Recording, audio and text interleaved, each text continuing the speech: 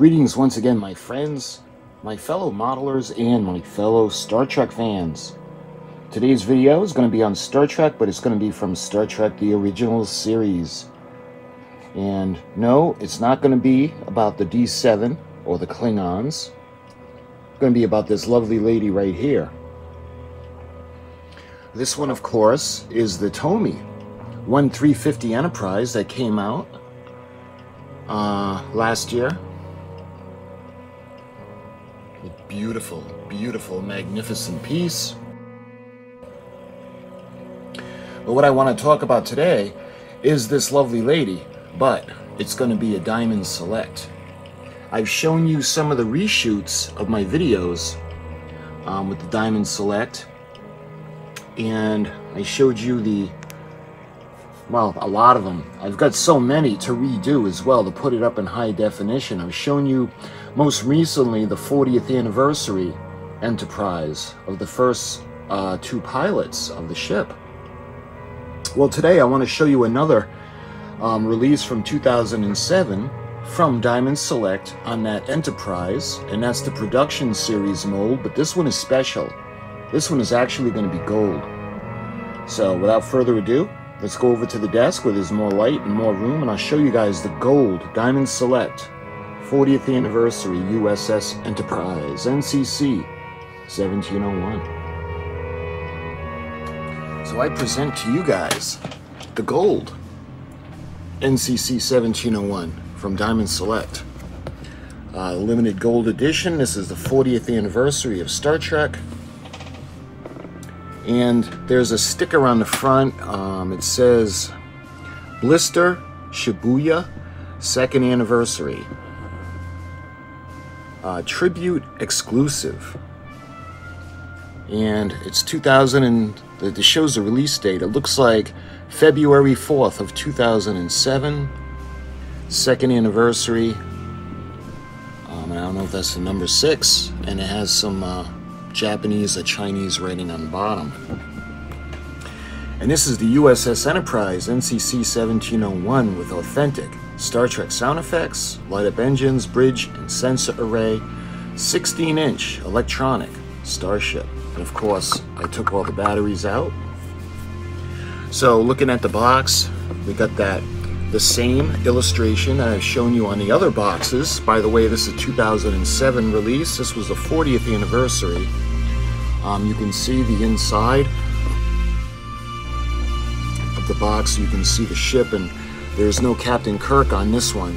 It's just the Enterprise. So when you look at the top of the box, you can see it's the 40th anniversary, and it's the same illustration. And it's Diamond Select Toys, ART Asylum. And the same thing on the edges now with the ends of the box. You can see they got that nice Star Trek the Motion Picture like rainbow colors. We got an illustration of the ship. And on the other side, or the other end of the box, we have that beautiful shot of the Enterprise. And we have some of the pictures. Picture of her firing her phasers, and I think that's the CGI version and that's the filming model. I'm partial to the filming model myself. And looking at the bottom of the box, where you guys will be able to see the date, this is 2007 Diamond Select Toys, and this is number 99788-17535. So like the rest of these issues, most of the information is on the back, and if this looks familiar, it's kind of the same thing that was on the previous two pilot versions of the Enterprise, on the back anyway. We have that pretty cool diagram of the ship, and this could be a video unto itself, just exploring the Enterprise. But the sounds have the warp drive, red alert, photon attack, phaser attack, the transporter, authentic sound effects, and light up engines. The difference with this one from the previous two ones that I've shown you is that the bussard collectors do not light up on the first two pilot versions of the Enterprise, and this one does. The production version has the beautiful spinning light up bussard collectors. There are pictures from Star Trek that go down the side of the box,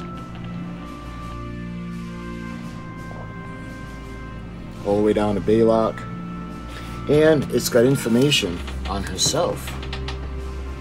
In 1966, Gene Roddenberry approached NBC with a show he described as a wagon train to the stars. What he accomplished was beyond even his dreams, a phenomenon spanning 40 years, 5 long-running series, and 10 feature films. The fictional voyages of the USS Enterprise may have spanned the galaxy, but Roddenberry's idea moved the entire world. Remember, this was back in 2007. 40 years later, its debut, the Enterprise, has become synonymous with Star Trek. Launched in 2246, the Constitution-class USS Enterprise NCC 1701 is perhaps the most famous starship in Federation history. Under the command of Captains Robert April, Christopher Pike, and most notably, James T. Kirk, the Enterprise was responsible for making first contact with a variety of intelligent species, making scientific discoveries, and even defending the entire galaxy against hostile forces.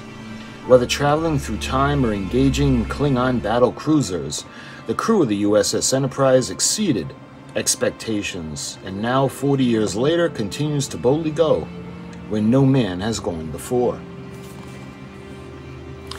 So, all that being said, let's go ahead and we're going to open her up.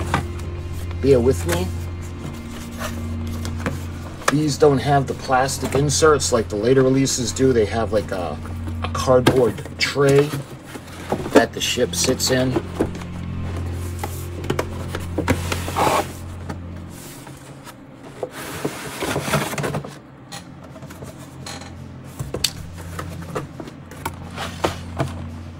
So that's what we get.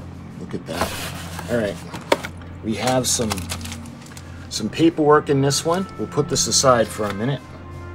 And let's see, I wonder if I had taken off the, look at it, I even put batteries in it. I wonder if I had taken off the supports, yeah. So, we take her out. Oh, look at that. Isn't that awesome? All right, let's put her aside for a minute. So I want to talk to you guys about the base. So the base, just like the last 2 issues that I've shown you, are actually on the bottom of the box that the ship comes in, and it's got the Delta insignia, and it's got the shark fin prop, that the arm that holds the ship up. And like the previous 2 versions, it's got the battery cover without the hole in the bottom. And this one has the hole in the bottom to go on the display base. But you can swap it out for this one if you intend to like hang it from a ceiling or something. And like the last 2, this is still sealed, so I'm not going to open it up because I've shown models from Diamond Select before on setting up this stand. So we're going to put this aside now.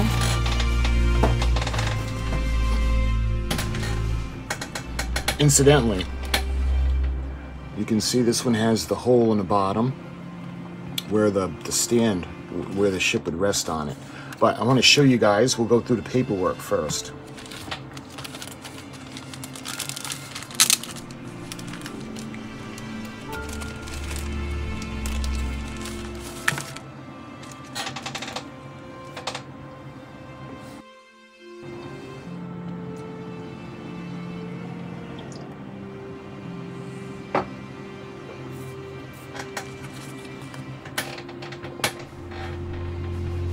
So we have a little catalog from Diamond Select, and we've got Captain Sisko, Captain Picard, and Captain Kirk on the cover. And we have the figures. We've got Data, Geordi, Barclay, and Lore. That's pretty cool. And we have Deanna Troi. We've got 2 versions of Picard. And we've got Riker. And we have Worf, and I think that's Thomas Riker. He came from that's a whole other video, but there are two Rikers. We have William T. Riker and Thomas Riker, but again, that's a video unto itself. And we've got the Enterprise E. Now, I did try to show you a damaged one in a video. That was the only one that I had. Sadly, it didn't work, and it was a fail, and I had to return it. So I'm still on the lookout for an E. You can see the original series on the back. We have the Mirror characters. You can see Sulu, Uhura, McCoy, Mr. Chekhov. You can see Captain Pike on top in his captain's chair, and Captain Kirk on the bottom with the older captain's chair. And then you can see Captain Kirk in a production series chair. And then there's the phaser. Now, I have shown you the phaser, but again, that video was so poor that I'm going to reshoot it and show it to you in high definition. So that'll be coming out soon. And then lastly, there's a little advertisement for Pocket Books. Pocket Books proudly celebrates the 40th anniversary of Star Trek with an unparalleled summer and fall publishing program. Rediscover the magic of Star Trek with new stories, timelines, classic experience. To experience your favorite universe in entirely new ways, visit StarTrekBooks.com. You can see there's Spock, Kirk, and Dr. McCoy. So that's the little catalog that you get. So now we'll look at the instructions. And if you watch my channel, these instructions are going to look very familiar because the last two ships I showed you, the pilot versions, from Where No Man Gone Before and from the Cage, are just about the exact same. So this is the 40th anniversary Star Trek Classic Enterprise production version. Of course, this one is the gold version. So the batteries must be placed by an adult. Replace batteries when sounds become weak, distorted, or light is dim. And it shows how to change the cover. It also shows you the Try Me mode and the Play mode. There's a switch on the inside. Battery safety, basic information on battery safety. And there is a switch for the Try Me off play, turn knob to the left, end before playing. To activate the classic sounds, press the bridge dome. To activate the steady lights, hold down the bridge dome for 5 seconds. The lights will turn off when the bridge dome is pressed again. Classic Enterprise sound and lights action. Production version warp, short warp, battle stations, weapons to full power, transporter, red alert, photon torpedoes, phaser attack, and Kirk to Enterprise. You can see an illustration on how to put the basement into the ship. Use a screwdriver to replace the battery compartment shown and adjust the angle to the desired position. If the sound and light do not work properly, please use a pin and press the reset key as shown. So this is 2007. So without further ado, let's take a look at her. And we're going to put the batteries in.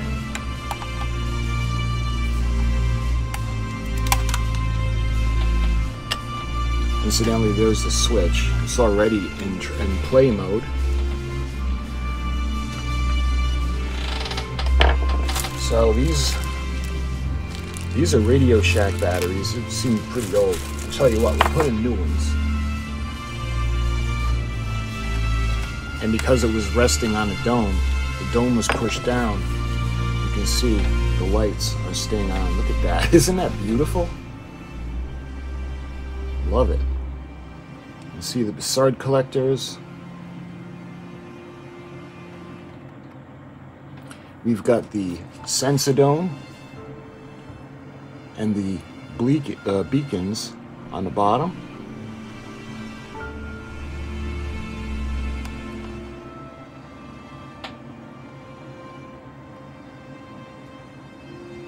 Love that shot. So when you push it again, it goes off or disengages. So let's run through the sound effects.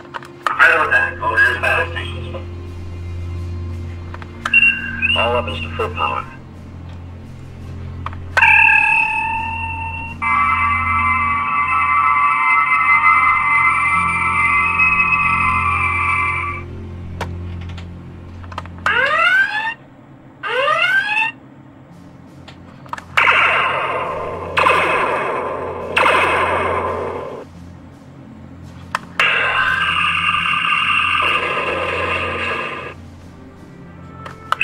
Clear to enterprise.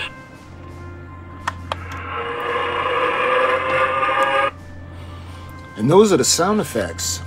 So, again, when you hold it down for 3 seconds, the lights come on. So let me put the lights out and we'll take a look at her. Look at that.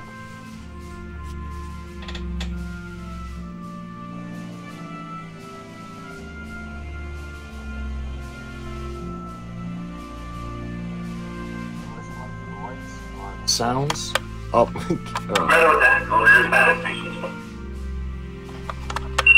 All weapons to full power.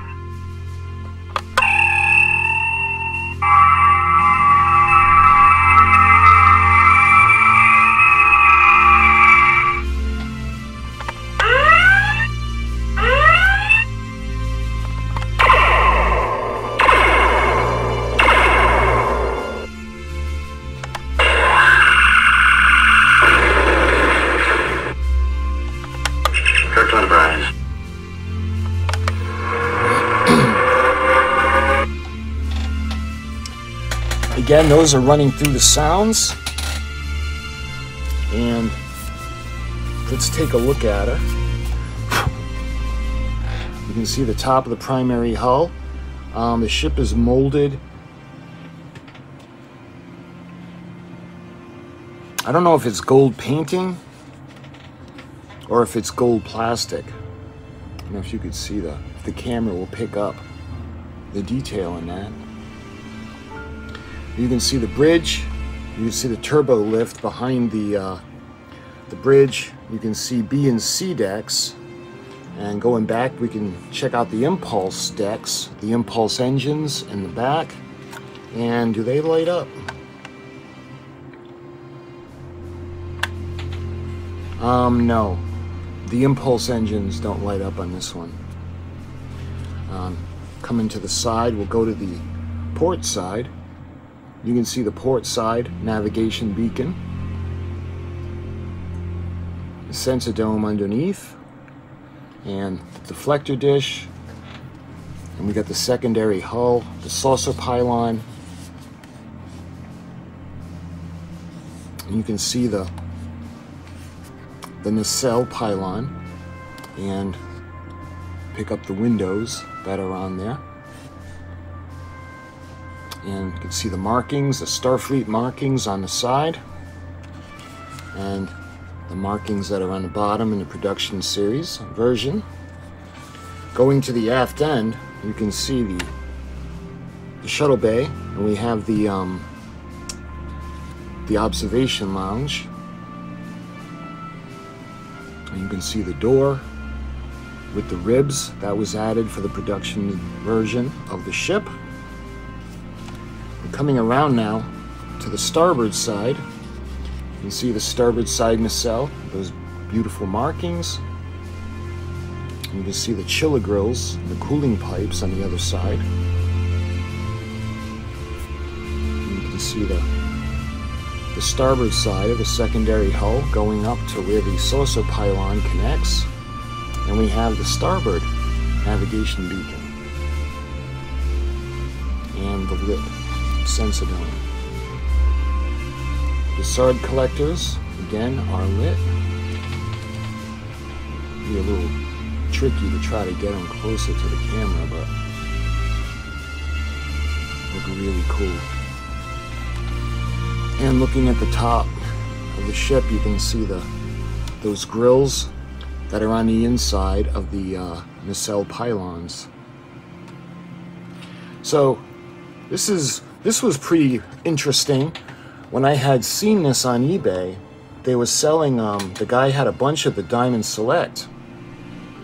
And the way it looked in the picture, I'm like, what color is that? I couldn't tell if it was colored or if there was like the reflection on the front. So I asked him, I says, is that a different color? And he said it was marketed as gold. And it was, at the time, I think it was $125. So I bought it right away. As soon as he told me that, I bought it. And then when I got it in the mail, I was just Man, I was so tickled pink to get this because I'd never seen them. And it just seemed like it came from a place very, very far away from here. And the guy, I think the guy I got it from was in Germany. So she went a long way from China or Japan all the way to Germany and then all the way to the United States. So she's had quite a journey.